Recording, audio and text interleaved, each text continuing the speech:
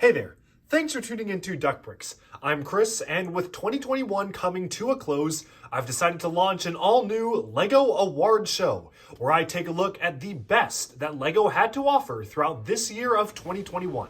From minifigures to sets to themes, there's so much new stuff that LEGO tried out this year, and that's why in this series we'll be counting down the top 10 best things LEGO did in the entire year of 2021. Starting off in this video with the top 10 non-CMF LEGO minifigures. Throughout this year of 2021, we had a variety of brand new LEGO minifigures across multiple different themes, and there were quite a few fantastic entries on this list. Now don't worry, I will be making a completely separate top 10 video for the best collectible minifigures of 2021, but I figured I wanted to separate these out because the collectible minifigure series are kind of in a league of their own. And that's why, for this video, we'll be taking a look at the 10 best standard retail LEGO minifigures that appear in the standard LEGO sets of the year 2021. And so without further ado, let's start off with number 10. Alright, so kicking things off with number 10, we have one minifigure that isn't necessarily too different from its predecessors, but introduces one very, very important brand new mold that honestly made it deserve a place on this list. And that is Doctor Strange in his variant from the Spider-Man No Way Home set, featured with a cloak of levitation as a brand new rubberized mold. So if you look at the Doctor Strange minifigures from the MCU in the past, he does have a lot of detail to him. There's a lot of very interesting patterns going on his robe, but the cloak of levitation is basically just the standard LEGO cloak piece that they've been using in fabric for quite a while, which meant the figure was pretty nice, but nothing too special. Well, all of that changed because in 2021, we got a major improvement to the Doctor Strange minifigures, and really any minifigure who plans to use that style of cloak in the future, because this is a brand new rubberized element, which I think is really amazing. Now, LEGO has done some rubberized cowls and cloaks before. Now, obviously the example that comes to mind is Batman 89, who has a very similar style of cloak, kind of a similar rubberized material as well, but honestly, I'm a lot happier with this one because, for one, it actually looks a lot better in my opinion, and it's also very, very easy to remove, have it fly around on its own, and even place on another figure.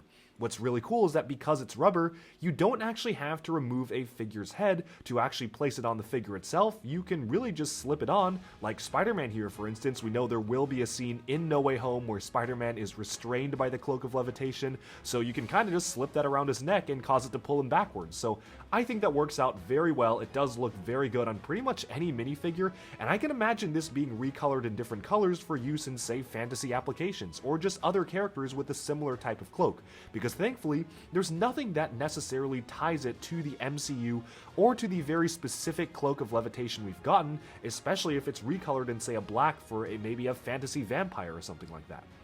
Moving on to the minifigure itself, Doctor Strange without the cloak is not too interesting, to be honest, which is why this is at number 10 on the list. He does have a good alternate expression, some good printing of the white streaks in the side of his hair, but honestly, this isn't really anything special. There is some subtle metallic printing going on for the Eye of Agamotto there, on the necklace on his chest, but honestly, it's very hard to see and it almost just looks like a plain circle, so I'm not the biggest fan of how hard it is to see the detail on that particular decal, and basically, the cloak completes the figure, because without the cloak, the figure honestly is just not too interesting. But with that, let's now move on to number 9. So number 9 is a minifigure from the LEGO Video theme, and now Video is very controversial and definitely did not perform very well, particularly the very overpriced sets. You can't deny that it had some fantastic minifigures, and now the question was, which was the best out of LEGO Video? Which were my favorites, and which ones that I think were most useful outside of the LEGO Video theme? And ultimately, for number 9, I landed on one from the pirate ship set. This is the Punk pirate ship. It features a brand new mold, detailed arm printing, and an overall fun design that can be used in all sorts of different applications. And that is the Squid Drummer. So the Squid Drummer here, it features a nice new squid mold. You can definitely reuse this for any sort of underwater LEGO minifigure application, whether or not you're making Atlantis mocks or even some stuff from Aquaman from DC. This is just very useful, and you could even just use it as a regular octopus if you wanted to get really creative with it in some sort of realistic underwater display. What's awesome is that the figure also features some arm printing, which is really excellent to see. We're starting to see arm printing a little bit more frequently in standard LEGO sets, but it still is kind of something that remains very, very special. Star Wars did some in 2021 for the Mandalorian sub-theme, but again, those probably got a bit of a higher budget than normal stuff. And of course, LEGO Video was co-financed by Universal Music, which means they had a lot of extra parts budget and minifigure budget, which is why they could sneak in a lot of these specialized new molds and new arm printing into sets. While the torso and legs aren't too useful unless you're actually planning to use him for what he is, which is some sort of anthropomorphized Squid Drummer, they are still fairly useful, and definitely the arms and head can be used in a lot of different other applications. However, the fact that this figure is pretty niche is what's kind of setting it apart. There are some more useful figures that came out of video, which we will be getting to later on in this video, and I do want to also note the fact that this actually does come in a $60 set, which in my opinion is probably not really worth $60. It's kind of a smaller pirate ship, so if you do want this figure, you do have to shell out the amount for that set, unless, thankfully, LEGO has included all of the pieces for this figure on bricks and pieces. It's not going to be super cheap. I think they're charging like $3 to $4 for the head alone, but honestly, it's a much better deal than buying the entire set, especially if you're not interested in it. So I definitely would recommend going and checking out bricks and pieces if you just want to own this figure, if it ships to your country, and you don't want to actually buy the full set. But as it is right now, it's a figure locked to a fairly expensive set that has limited uses, so that's why it's at number 9. But you can't deny this is an excellently made minifigure with a fantastic head sculpt, some very fun detailed octopus, tentacle, and sucker printing, and some fantastic arm printing to round off the entire figure. Moving on from number 9, we can take a look at number 8. And number 8 represents an evolution in the LEGO minifigure design, something we've never actually seen before. And that is the glow-in-the-dark nearly headless Nick from LEGO Harry Potter. So we've actually gotten a nearly headless Nick before. He actually was introduced when Harry Potter was rebooted in 2018. And this figure is, for all intents and purposes, almost exactly the same, with one major difference. You can see the two of them side by side here, and maybe from the outset this just looks like a more milky white, even somewhat less detailed version than the original figure. But turn off the lights and you can see that the entirety of this minifigure, minus the hands, is fully glow in the dark. And that is something we have never gotten from LEGO before. We've gotten some glow in the dark heads, sure, and even some other glow in the dark accessories and whatnot, but never a fully fledged glow in the dark minifigure. And this makes me really excited because LEGO actually casts glow in the dark plastic in a completely different material, which means that in the past they've had technical difficulties in terms of making a glow-in-the-dark minifigure. Thankfully though, that problem seems to have passed because apparently they are fully able to make a fully functioning glow-in-the-dark minifigure today, which means we are one step closer to having a fully transparent LEGO minifigure because LEGO's processes for making glow-in-the-dark figures and transparent figures are actually surprisingly similar. And that means that if they were able to make it such that you can have a glow-in-the-dark figure, albeit the hands are still just plain white, but honestly that doesn't bother me too much. The big thing is getting the glow-in-the-dark pieces to work together. That gives me hope for something better in the future. So, while I'm not the biggest fan of the character of Nearly Headless Nick, I don't really have any particular strong feelings towards the character itself, I just think that this is a fantastic representation of a major technical improvement that LEGO has made in terms of making LEGO minifigures, and I cannot wait to see what LEGO has in store for the future with minifigures like these. And with that, we can move on to number 7. So number 7 here actually represents another major technical advancement in LEGO character or figure making, and this one isn't even technically a LEGO minifigure. You see, up for number 7 we have the Thanos Big Fig from the 2021 LEGO Avengers Endgame sets or the Avengers Infinity Saga sets, and the major improvement for this figure is that you can rotate his head. They introduced a brand new system for LEGO Big Figs where you can actually fully rotate their heads come off, so it adds a lot more customization to standard Big Figs, and if we compare this against other LEGO Thanos Big Figures, you can see that they basically have been using the same exact comic Thanos sculpt that was introduced years ago, until thankfully now they're doing it right, doing the bald, helmetless Thanos with a head that you can fully turn. And this is really exciting to me because in the past, big figs typically require brand new molds, which means that it's pretty rare to see a large LEGO big fig, especially because it requires a major cost to actually produce it, especially if it's just a one-off character. But now, we can start just reusing this same big fig head and big fig torso mold for pretty much any character that fits. Heck, I'm sure we're gonna get an Incredible Hulk figure in this exact style sometime soon with a brand new hairpiece to match, and this can even extend to non-licensed LEGO figures if they just want to include a big fig in a new set. Ninjago and stuff like Chima did have big figures before. Chima actually did introduce a big figure with a movable head, but that one was not exactly as good as this because, for one, it was very restricted to just LEGO Chima. You couldn't really use it outside of anywhere else. They can't actually just recast that because it's very obviously a Chima figure, and even beyond that, it only used a standard minifigure head, which means unless you had a massive animal add-on like the Chima mammoths, you basically would end up with very strange proportions. This introduction of a fairly generic new system and a new head is again very exciting for LEGO Big Fig collectors because this means that we're gonna be getting a lot more different kinds of big figures in the future. And so you can see that they have a lot of extra customization added to this, looking at just the torso element itself. If you ignore the dark gray and gold molding, this could pass as pretty much any big fig, and I like the fact they included 4 studs on the back in case they ever need to add something there in the future. Thanos himself does not even use the studs at all, but that is a clear indication to me that they plan to make this sustainable in the future and reuse this mold design for multiple different figures because, again, you can actually add on a lot of different things onto them. So, very exciting innovation. I've been waiting for LEGO to do this with big figs, and I cannot wait to see what's to come. And with that, we can move on to number 6. So for number 6, we have a prominent character in LEGO media. This is Prince Kalmar from LEGO Ninjago. And this is an excellently detailed minifigure. You can see just from the turnaround alone, he features a dual molded exclusive head mold sculpt, which does look absolutely fantastic. Some really interesting printing going on for the face and the eyes here. And of course, a very detailed tentacle mold, which is actually pretty different from some of the other tentacle molds we've gotten in the past. I originally thought it was a reuse of an older sculpt, but no, this one's actually completely brand new. And to be honest though, that is a little bit of a double-edged sword, because I do love the fact they introduced a brand new tentacle mold, but honestly, LEGO had a perfectly good one from the Hades Disney Series 2 figure, which probably would have worked out just fine for this character. I am always for LEGO introducing new molds, but I also really support it when LEGO chooses to reuse existing molds to keep the cost down, which meant they could have probably done even more stuff with this figure with the extra budget. They didn't necessarily need to invest in a brand new mold.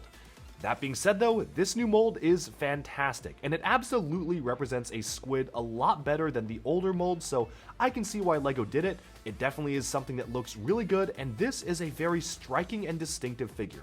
Even if you know nothing about LEGO Ninjago, even if you don't care about Ninjago, this is just a cool looking squid figure. And he definitely complements the Squid Drummer we got from the video wave, in case you want to do some more fantasy underwater animals. I just really love the amount of design effort that went into creating such a unique character. Of course, this is basically the highest quality type of figure you would expect. Maybe he could have used some arm printing, but he really didn't need it. Just looking at this figure from all angles, you can see the amount of development effort that went into what probably is just going to be a one-off character. And that is something I really appreciate because it looks really good. The teal and purple dual molding on the head definitely stands out. The pattern continuing in solid colors down the torso and onto the leg element is really great to see. And honestly, my only complaint is that his interpretation in the Ninjago TV show kinda blows this figure away.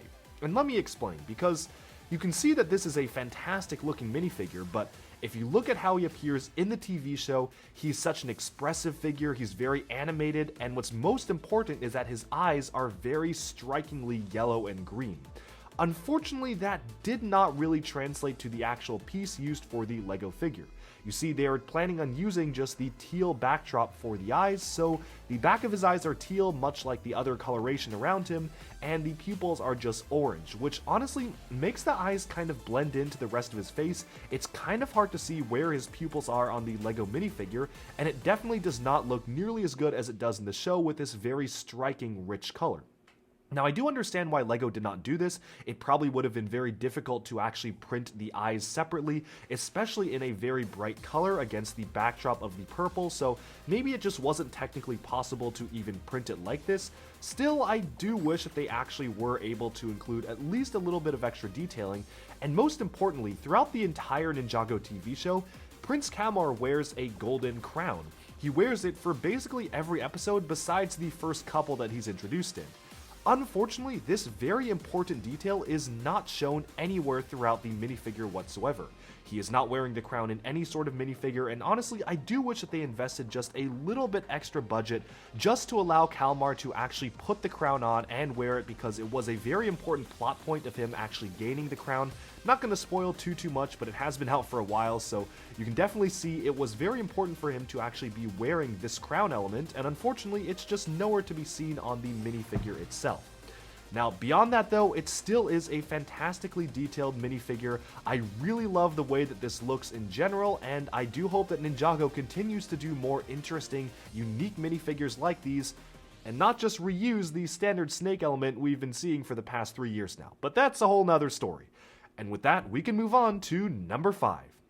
So coming in at number 5 is a figure that is very exciting to a lot of vintage and classic LEGO Castle fans, and that is the revamped LEGO Ideas Black Falcon Knight. This is a direct upgrade from the original LEGO Black Falcon Knight from Classic Castle. You can see them next to each other right here, and this to me is the perfect upgrade. It features full gunmetal gray torso molding and leg molding, which is super cool to see. I love the gunmetal gray color and how it looks, and what really ties the figure together is the fact that they reused the LEGO Star Wars Praetorian Guard armor recolored in metallic silver just for this character. I had no idea that they would actually bring back that one-off armor piece. I am so glad they did though, because this looks super good on the figure. It looks pretty realistic, and I'm very happy to be able to get this particular piece in silver, especially because its uses in red were somewhat limited.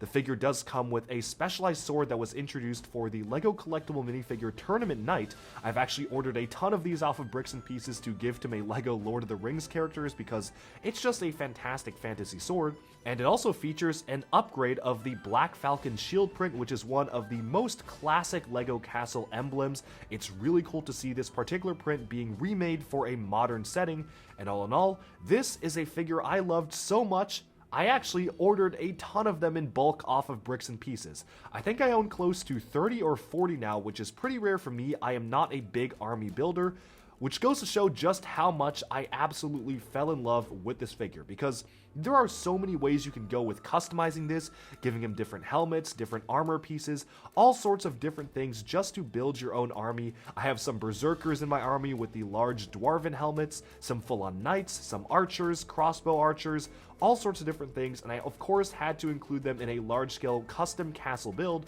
which you can actually check out in a link below in my description, which was made by the very talented Brickstop. But of course, moving on from this, going back to the figure, I really do love the fact that LEGO actually did also include an alternative hairpiece for the figure, which also recolored one of the specialized hairpieces for kind of an older LEGO figure. It very much adds to the actual figure's character, and what's really even cooler is that they actually included 2 different versions of this character.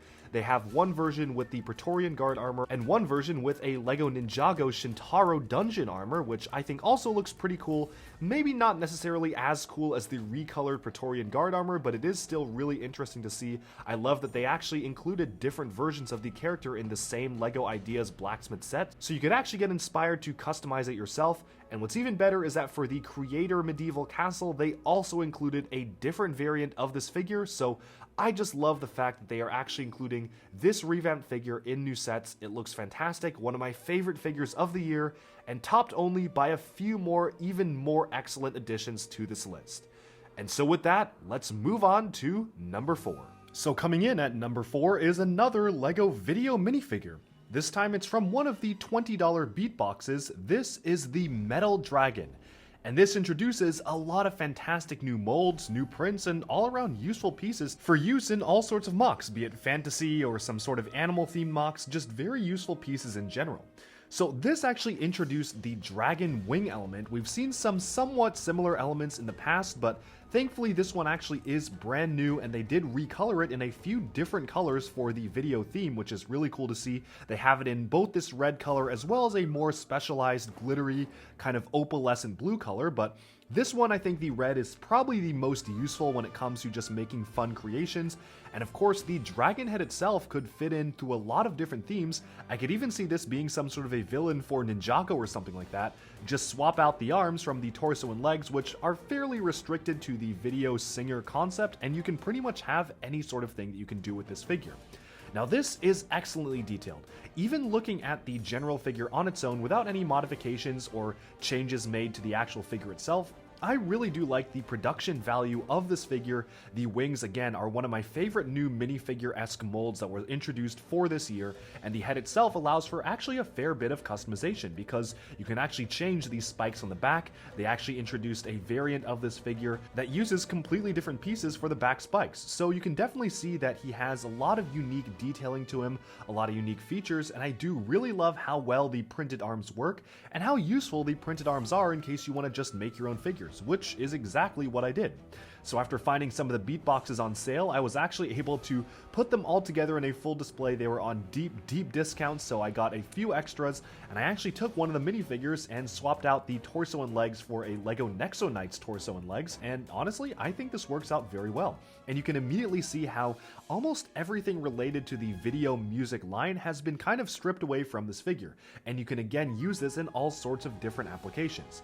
And so that's why this one definitely edges out a lot of the other figures to me on this list, because of not only how useful it is, but how detailed it is and how it introduces two brand new molds to the LEGO system that I do hope LEGO still continues to use for future figures. Even though video is kind of being shelved and reimagined and whatnot, I personally think these would make amazing fantasy antagonists. You could get a lot of mileage out of the dragon head sculpt, so I really do hope this isn't the last we see of something like this, because it's just an all-around useful and well-detailed figure. Introducing two new molds, having excellent detail, and all sorts of fun and useful prints, this is definitely why it's so high up on the list. And from here, we can move on to a slightly controversial pick. Coming in at number 3, we have Boba Fett from The Mandalorian. Now, when this figure first came out, a lot of people complained that the helmet color is not accurate, and to an extent, I can kind of see it. I guess the helmet is a little bit darker green in the show, but to be honest, there isn't really a LEGO color that matches the helmet. It definitely isn't just the normal green, it's not dark green, so I don't really know what LEGO could have done to make this more show accurate, save from introducing literally a brand new color to LEGO's repertoire, which would not have made any sense for just one minifigure. Now, that aside, the minifigure is excellently detailed, and this also represents another major technological advancement because, as you can see, the sides of the arms have yellow printing on them. However, it's yellow printed on black, and it surprisingly is really good. LEGO does have kind of a history of not doing too well in this department. A lot of times when they try to print a lighter color on a darker color, it's very obvious with skin tones like the infamous Mercy face from Overwatch, it just ends up being a very strange skin tone because they're trying to print a lighter color that does not blend well against the dark color whatsoever. Now, we know that in the past, LEGO was able to do this. They've done a lot better in the past, but for some reason, somewhat recently, the quality started to go down. It really was absolutely not the best. It was very disappointing, which is why I'm pretty happy to see that they were actually able to pull it off very well for this figure. Having the yellow armor pauldrons detailed on the sides of his arms is absolutely fantastic. And what's really even cooler is seeing this figure and how it stacks up against the other Boba Fett figures that they've come out with in the past. Of course, this is the first version that's based off of his updated appearance in The Mandalorian, but even compared against some of the other designs, you can immediately see that this figure matches, if not exceeds, the quality of the most recent Ultimate Collector Series minifigure from the Slave One. Boba Fett's always been a character that I felt really does deserve arm printing for all the unique and exclusive stuff they had on the actual character itself, in actually a fairly cheaper set. For only $50 you can get the brand new Slave 1, and it's really great that LEGO is actually including some more detailed minifigures with full arm printing in some of these cheaper sets. So I think it's a step in the right direction. I absolutely would love to see LEGO do more of this, and the head underneath is very accurate to how he appears in the show as well. All in all, what's not to like about this new Boba Fett figure? Who knows if LEGO will eventually change the coloration of the helmet or jetpack, but honestly, it doesn't bug me too much, although I do know it bugs a lot of people, so I am admitting this is fully controversial. I'm curious to hear your thoughts on this because it definitely is something that didn't bug me too much, but I can see why it could be a problem. And with that, we can move on to number 2. So coming in at number 2 is our second minifigure from LEGO Harry Potter on this list, and that is the special 20th anniversary Golden Dumbledore figure. So you can see right here that immediately Dumbledore came with a massive display stand, absolutely adds to the presentation of this figure. It looks really great, a large brick-built rendition of one of the Wizard collectible trading cards.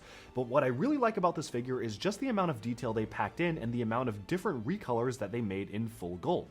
So what's really awesome is that this does recolor the Dumbledore beard in gold. Originally it's just in white or gray, and what's even cooler is it recolors one of the hats that originally was exclusive to the collectible minifigure series. It was dual molded, but they just went ahead and did it in full pearl gold as well, not to mention the actual torso and legs as well.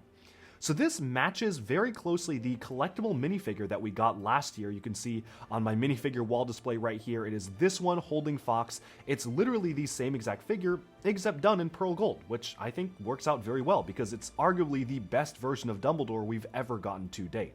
I love the use of the pearl gold combination, and the way they did the prints is really cool because they actually have a slightly different metallic gold printing to just allow some of the outlines to stand out. When the light hits it just right, you can see on the torso and legs just how refined the print is for this figure. It's absolutely a very collectible special figure and is hands down my favorite golden Harry Potter minifigure and probably one of my favorite minifigures from Harry Potter in general. It's just a beautiful design, absolutely great display piece that also introduces a lot of fairly useful new pieces in gold because we don't normally get minifigure pieces in this color. But with that, we can finally move on to my personal number 1 pick for the best non-CMF minifigure from 2021. And that award goes to Energy Nia from Ninjago. So immediately you can see this is a deluxe figure. It includes a fantastically dual molded hairpiece with dark blue and opalescent transparent satin blue, not a color you see every day. It also includes a full-on strange back attachment for water tendrils. Not anything that you couldn't have built before this, but it just looks really good on this figure. It introduces this recolor that was first introduced in Nimar Reem from Hidden Side. Going all the way to the Hidden Side compartment here, you can see the Nimar Reem figure using that piece in black and transparent blue. Looks very appropriately ghostly. Really loved the piece when it came out, and I got a ton of it off of Bricks and Pieces. And they also were able to reuse it for the LEGO Mysterio figure from LEGO Marvel. Moving on all the way up here, it's co-injected with a lime green and transparent green blend, which also looks equally fantastic. It, to me personally, is one of the coolest leg attachments you can get for any minifigure. I love the way it looks, and I love the way it looks on Nia in particular because this is absolutely deluxe. Now what's really special about this is that, especially compared to other Nia minifigures and even some of the other Energy figures, I really do think that this is probably one of the best. To be honest, the Ninjago Energy or Special Elemental figures have been a little bit hit or miss to me personally. Going all the way back to 2012 when the concept of an Energy Ninja was first introduced, the designs I think were some of the best. They were really stellar, they had a lot of really interesting printing. But then as you kind of went down the years, it started to get a lot worse. Going on to these stuff like Air Jitsu figures, I wasn't really too impressed by the Air Jitsu designs on most characters, and even stuff like the later Forbidden Spinjitzu stuff just didn't really stand out to me, even for Spinjitzu Burst and all that, so I'm very, very happy to see an Energy Nia figure that's done very, very well. But of course, going back to the figure itself, you can see that actually once you remove all of the extra attachments, the figure itself is actually pretty good. Really the only complaint I would have is not actually something LEGO can actually fix, but the way LEGO minifigures are printed means that LEGO cannot print their legs past a certain point on the bottom of the legs, which means that the print very awkwardly cuts off at a steep angle here. It doesn't have any toe printing or anything like that either, so it definitely could have been improved somewhat, but thankfully a lot of that is covered when you actually put the water extension piece on, and it all looks like it just blends together. But the minifigure by itself, definitely the cutoff feels a little bit awkward to me. That being said, it's really cool to get the full transparent arm. We have seen the transparent arm before, but it is always nice to get that in a minifigure, add something a little bit special, and you can really get this in all sorts of fun poses, all sorts of different directions, and it just looks really fantastic as a whole. Now, the only thing I do have to say is that in the Ninjago TV show, this is just so much cooler. And honestly, I kind of wish that they eventually perfected the technology to do a full transparent figure, because as you can see in the show here, the figure is literally made out of water, which means that it has this very interesting transparent glow to it. It's very clearly a liquid type figure, and that's not really something you can do physically with today's technology. And I do kind of wish that it appeared like it did in the show, because honestly, the minifigure in the show is probably the coolest Ninjago design I have pretty much ever seen, hands down. The concept is amazing, the execution is fantastic, and having the entire figure be made of this watery substance really allows the light to play off of it very well, and something I do wish the actual figure did a little bit better. That being said though, I definitely am spoiled by its appearance in the show, because the actual figure itself is probably about as good as they could do to represent this one character, and I am very pleased with the detail on this figure, one of not just the best Ninjago 2021 minifigures, but one of the best Ninjago minifigure designs hands down, and I really do hope they continue to do specialized figures like these, because it is absolutely a magical figure. I love the design for it, the concept, execution, everything is fantastic. Alright, so that about sums up this look at my personal favorite top 10 minifigures that were not collectible minifigures throughout the year of 2021. Of course, again, these are just my opinions, and I'd love to hear yours. Let me know down in the comments below. Do you agree or disagree with the list? And are there any minifigures I didn't mention that you personally would want to include on the list itself? And definitely stay tuned for next week when we talk about the top 10 best collectible minifigures that LEGO had to offer in 2021. So if you're interested in that, definitely stay tuned, and thank you all so much for tuning into Duck Bricks. I'll see you again very soon, and stay tuned for even more LEGO news, reviews, discussion, and analyses coming your way very soon. Thank you so much, and bye-bye for now.